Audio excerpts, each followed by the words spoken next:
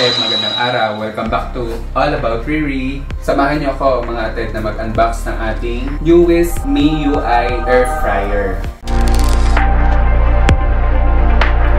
So, ayun na siya. Excited na ako. Look at that. Wow! MIUI Air Fryer Oven.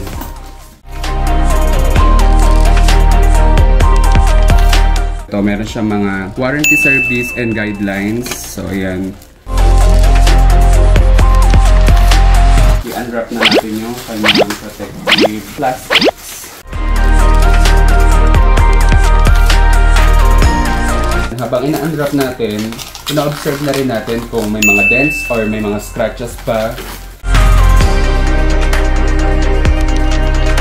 Nung una, gusto ko sana yung regular air fryer lang, which is yung meron lang siyang drawer type. Iniisip ko, gusto ko rin yung magkakaroon siya ng maraming purposes or mamamaximize ko ng mabuti yung item, which is mas marami siyang mga functions katulad ng air fry, roast, toast, grill, reheat, thaw, or yung pagpalambot ng mga frozen meat. You can also bake. Last and most important is yung pagde-dehydrate ng fruits and veggies natin. Ito, meron tayo ditong rotating cage. So, ito magagamit natin sa pag-air fry ng ating fries or yung mga veggies na gusto natin i-toast. Ito yung ating removal tool. Ginagamit ito sa pag-remove ng ating grilled chicken rack o yung ating rotisserie rack. May kasama na siyang dalawang panlock ng ating chicken pagka nag-grill tayo. So, ayan. Ating skewers. Dito yan inilalagay sa ating dalawang disc. Ito ang kasama niya.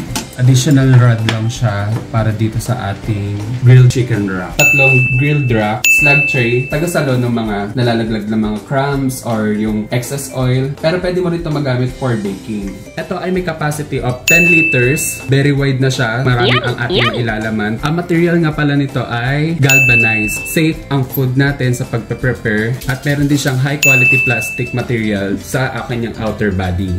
Meron na rin siyang window door para ma-observe mo yung ating nilulutong pagkain, yung ating air fry or niro-roast. Makikita natin kung talaga bandan na, kung pwede natin i-adjust yung ating time or temperature range. Mga ated, ito ay tinatawag na EU plug o yung Euro plug. Unlike sa ibang mga plug kasi na may tatluhan, ito ay dalawa na. So ito pwede mo siyang isaksak directly pagka yung outlet natin ay may pabilog na. Pero kung wala, we can use adapter. Wow! Maririnig din natin na may tunog at nag-function na yung ating air fryer. Ito, ipapakita ko lang sa inyo yung LED touch control panel niya. Don't get confused mga ated kasi may nakadikit pa siyang guidelines para hindi tayo malito kung hindi pa tayo masyadong familiar dun sa kanyang screen.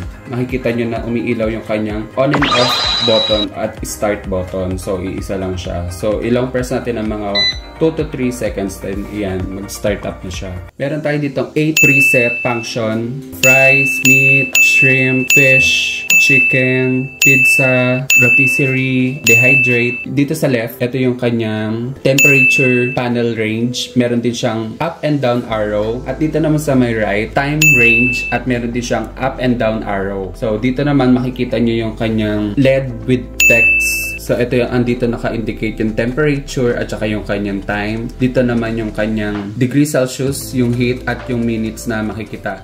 Ito ay may little or no preheating time. So, mas makakasave ka ng time sa pagpe-prepare ng food. At the same time, you can also prepare enough food para sa family mo. Lalo na sa mga nagmamadali because of this air fryer oven.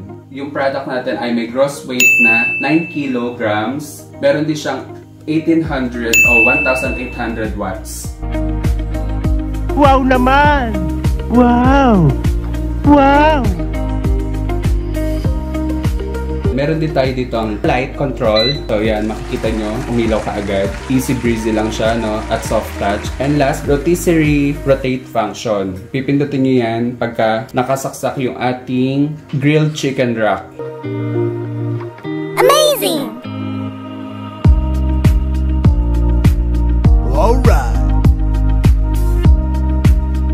Thank you mga ated sa panonood ninyo and for giving time. Like, share, and subscribe na rin po. And also hit that bell notification para lagi kayong updated sa mga newest uploaded videos natin. So see you mga ated. Thank you. Bye!